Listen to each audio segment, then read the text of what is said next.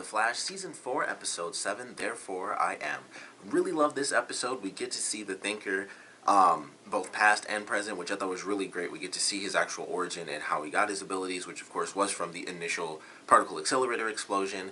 We get to see the relationship between the Thinker as well as his wife, and how they're actually both geniuses in their own right. Like, he thought up some things, and then she was the one who had the technical prowess to actually build the things that he was thinking up. So it was like, he's the brains, and then she's the technical brains, and then of course when he got like, crazy smart because the particle accelerator like amped up, his just his entire system really, they were still able to work as a team. And we still don't get, and I thought it was going to happen. I honestly thought, okay, this is that episode, because it's like we're going through his backstory. We get to see him as like, kind of this bumbling teacher. It's like, okay, we get to see his wife and, their relationship and stuff like that, and how, they're like just this great team. They're like this great team of geniuses. And he's like, I need to find a better way. Like, I'm smart, I'm able to teach, but I'm not smart enough to teach them in a way that, they'll want to learn. So if we do this, like, I thought of this, if you can make it happen, I think we can, help people learn better, and it'll be more entertaining for them. And that was pretty much it. And there was a great moment, and I think it was during the scene when he was trying to grab the book from the fireplace and he fell, and it's like, he references some of the other characters where it's like, excuse me, there are people that, there are people who become metahumans, and they use their abilities for evil, like rob banks or create tornadoes. And it's like, I'm punished, like, we're trying to make the world a better place, and I get punished. Like, his brain is so insanely powerful now. That's why he ended up in the wheelchair. Because I was wondering if they were going to explain that as well, and they do throughout the episode. Because I was like, okay, well, I just assumed it was instantly when it happened, it just messed him up because it was during the explosion. I just assumed he got wounded and he got the powers, but it turns out that the powers actually slowly deteriorated his body because his brain was so insanely immense that it was sapping the energy from the rest of his body, including the mobility within him. So I was like, wow, that's tragic, but very interesting. I thought it was really well done.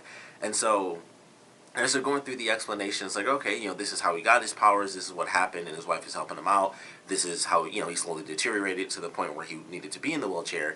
And then we have the present day stuff where it's, Barry seemingly losing his mind, to the rest of the team. And I will say this, Barry Allen may be the fastest man alive, but he is one of the dumbest people in this freaking show. Like, I swear to God, he does some of the stupidest stuff in the universe. If it's not him pulling off his mask like every idiot does in pretty much all the DC shows on CW, it's him doing stupid stuff like this episode, and I'll get to that. But my main thing was, I thought this would be the episode where we got to find out, why is he going after the Flash? What is it that he wants to do? Because ultimately, we got the beginning of him, where they go through the transition of him, wanting to have this machine made by his wife so that they can actually help teach people.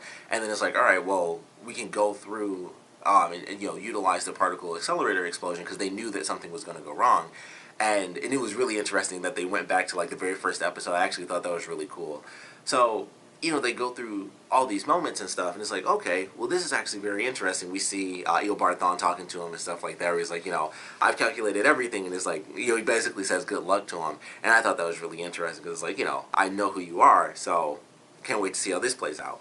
But, they go through the whole process, and by the end, we still don't find out why he wants to go after Barry. We don't find out even the moment that made him evil. In all honesty, it's just him being upset. Like, I think really I think that was the final flashback, was when he was about to get into the wheelchair, or when his wife first shows him the wheelchair that he has as the actual Thinker. And I was like, okay, it stopped right there, and then there was nothing afterwards. So it was still just like this big mystery that spans from, that was like a couple of months afterwards where he got the wheelchair and everything, and then there's still years after that, and it's like, what did it? Like, what made him this bad guy? So that mystery is just still up in the air. It's like, well, why is he doing this? There's still no answer to it. It's just some plan out there. And now at this point, I don't know if it's like, it's really hard to say. I'm like, I don't think that he needs another way. And that's the one interesting thing. His body deteriorating seems to be the one thing they don't have an answer for, which I thought was very cool. It adds another layer to his character, where they're both geniuses. He's a genius like leagues beyond now because of his metahuman abilities, and his wife is a genius in her own right, but neither of them have, there's just no way for them to stop it because it's all internal. So I thought that was cool. There was a way to slow it down, which once again came from his wife. So, you know, it was kind of cool just watching both of them because, like, man, they're both geniuses. And she's stuck by her husband even as he became, like, this villain. And, you know, they both kind of went down that path clearly.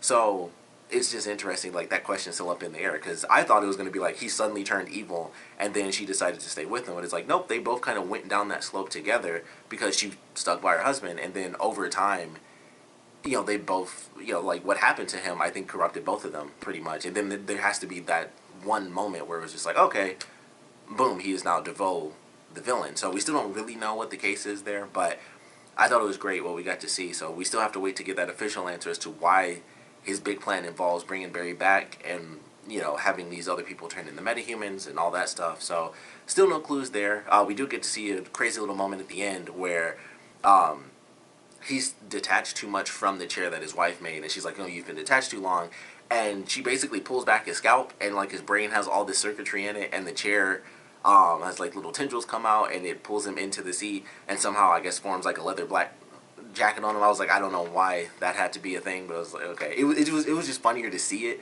where we see the actual transition from him going from the regular wheelchair to like the thinker chair, and it was like, so where'd the jacket come from and all that extra stuff, and it was just kind of funny to me. It was like, oh, that's interesting, like all that extra stuff just kind of came out of nowhere. And then of course she switches like her costume and she does like the different hairstyle was like straight down and everything, and it was just super funny. And I was like, why do they dress like that? I guess that's just like the villain thing. They need to have like their villain outfits.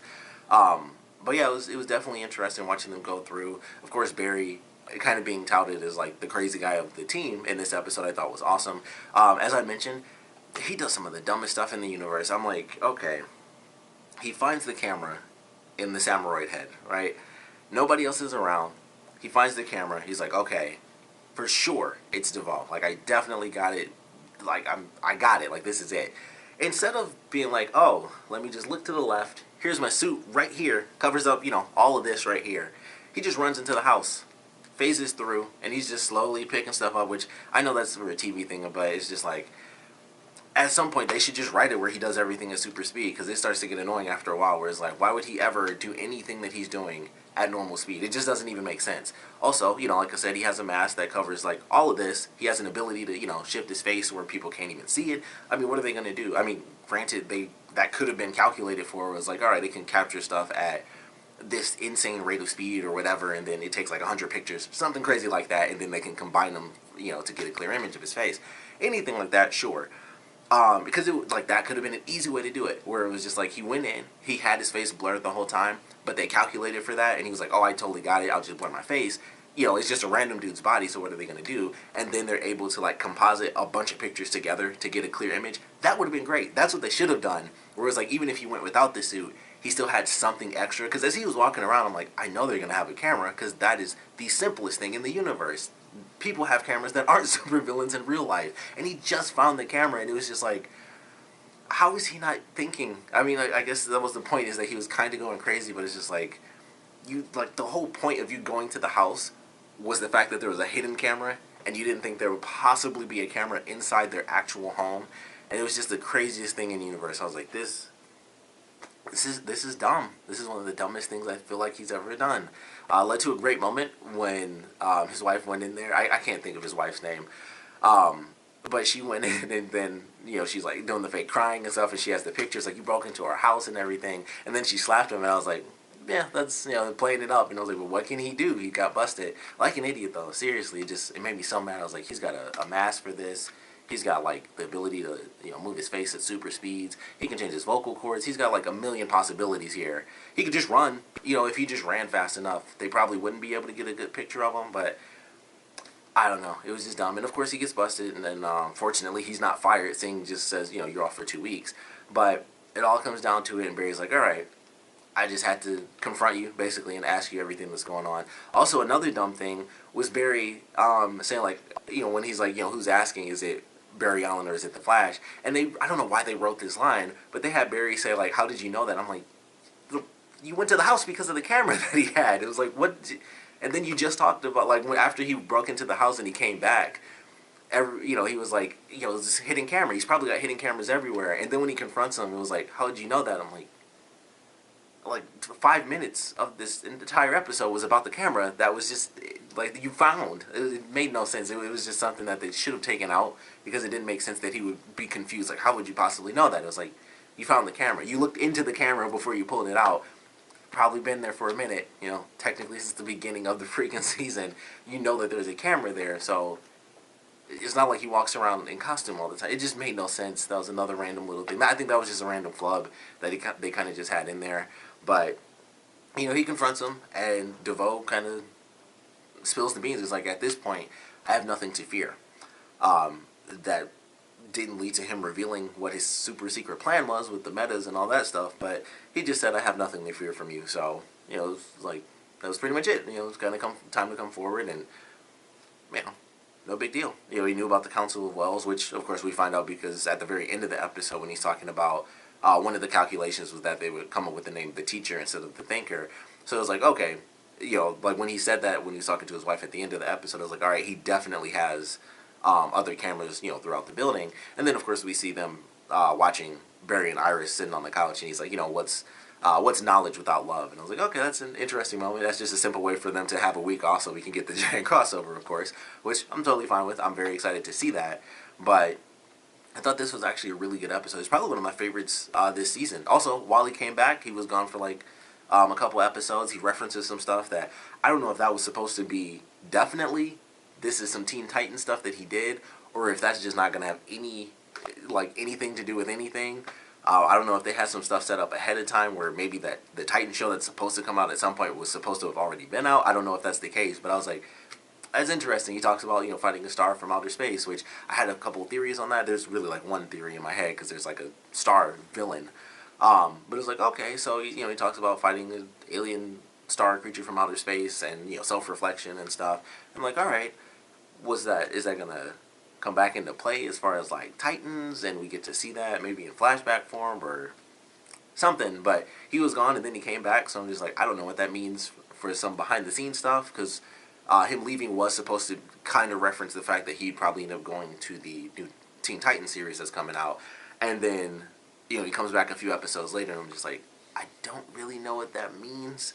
So maybe we'll just have to wait and see. I guess that'll be like their thing where he makes a guest appearance. It'll be, you know, like I said, maybe when that show comes out, it'll be back in time a little bit, or it'll be like a little flashback thing where maybe they just do a flashback and that's him fighting, you know, helping them fight or whatever. But it was very interesting. He talks about fighting a star from outer space, and then it's just like, yep, but I'm back now.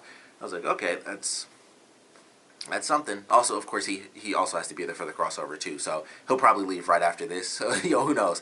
That could totally just be a part of it, because they mentioned like 3 or 4 times, like, you know, next week we're getting married, and, you know, that sort of thing.